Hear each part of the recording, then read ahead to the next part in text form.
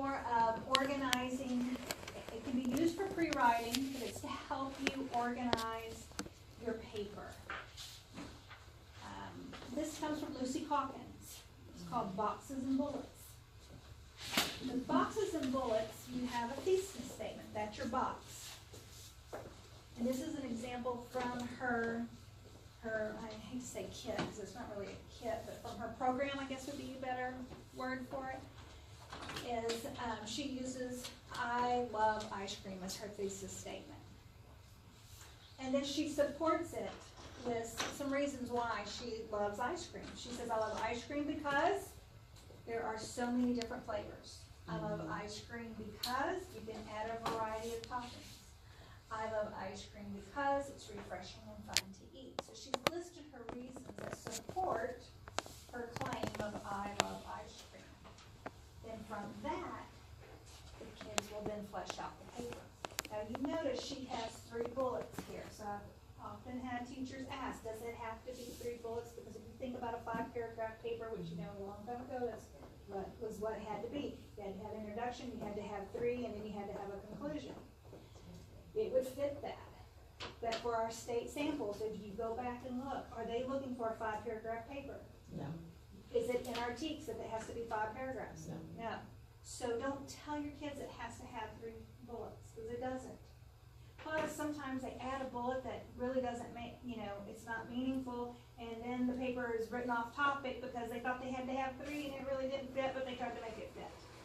But the important part of this process is that we have a stated claim and we have reasons to support it. So it may be one really good reason that supports it, and you can write long on that one good reason. It may have 2, and you can write long on those 2 reasons. I would encourage you to go back, if you're questioning that, go back and look at the samples. What evidence do we see? Sometimes they have more than 3. They've coupled them up in a paragraph. They didn't, write a whole bunch, but there's more reasons.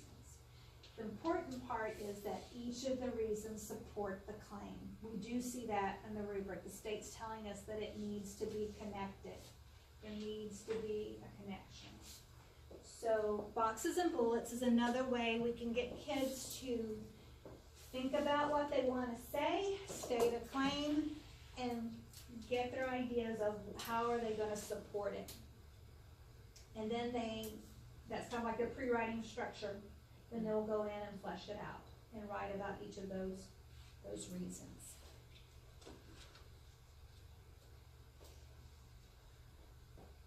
Another structure, pre-writing structure, that also helps with organizing is the FIT chart.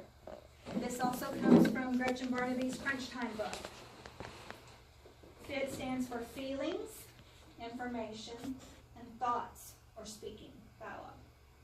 So you start with the information. This is perfect for the kid that has listed a lot of, we call it the bed-to-bed story. You know what I'm talking about? I got up, I did this, I did this, I did this. They're just telling you and then we went to bed. It's just a list of things. To help them add meat or substance to their story, you can get them to write in the I column the events. That's the information. And you only write a word or a phrase. Then you go back and for each point, you add feelings. How are you feeling about that? And then you can add thoughts or words that were spoken. And they use this to help guide them as they begin writing their story. They have their idea. This is more about organizing it and helping them get it organized before they start drafting, and how can they then flesh it out so it has word choice. How are they going to transition from one thing? I was thinking this, but how can they do that? How can they craft it so that they're moving from one thing to the next, but they're including their feelings and their thoughts? The last step, of course, is then to use that chart to help them.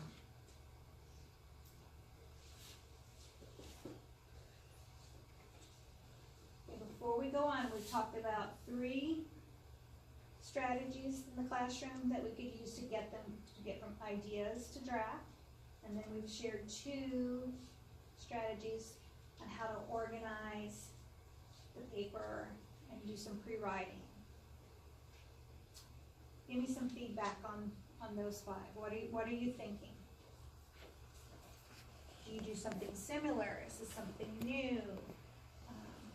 Is it something obtainable? Or are you thinking, I don't know how this is gonna fit in? Writer's workshop. Give me some feedback before we move on. They like the pie chart. It really will help them narrow their ideas down because there are a bunch of listers. Okay, so you're taking on that pie chart to help them narrow their topic. Yeah, Lucy Calkins calls it a seed story. You know, you can't eat the whole watermelon. She wants a seed story. Take that one and really write wow. She calls it write long with it. I just keep thinking, I wish we had this when I was in school, because I got stressed out by the webs and the where you had to, what is it called? Like outlining? Yes. Like a mind map? Yes, that stuff always stressed me out. This seems more natural. Well, it flows. Yeah, It lets them be creative. yes. And make sure you have feelings, and then make sure you have your thoughts in there without having to. And I'm glad you brought that up, because you don't have to have both, but it helps them to start thinking, can you add a feeling, can you add a thought? Sometimes, you know, and Gretchen, I do love that she gives some examples, student examples, she's gonna share with you. So during our planning time, if you want to explore this one further, she has some examples in there.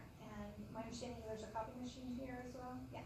So if you wanna copy something out of that to help you take it back into your classroom, feel free to do so. I just didn't provide copies of everything because I didn't know what would be like a for sure thing, like I can take this on, I wanna do this one. But I wanna give you time to explore the resources and then, of course, copy the things that you know that you will take back to your classroom and use. So Okay. you could incorporate the 2 things, like you could use the pie thing to narrow down and then use the boxes and bullets to focus on that one thing, Absolutely.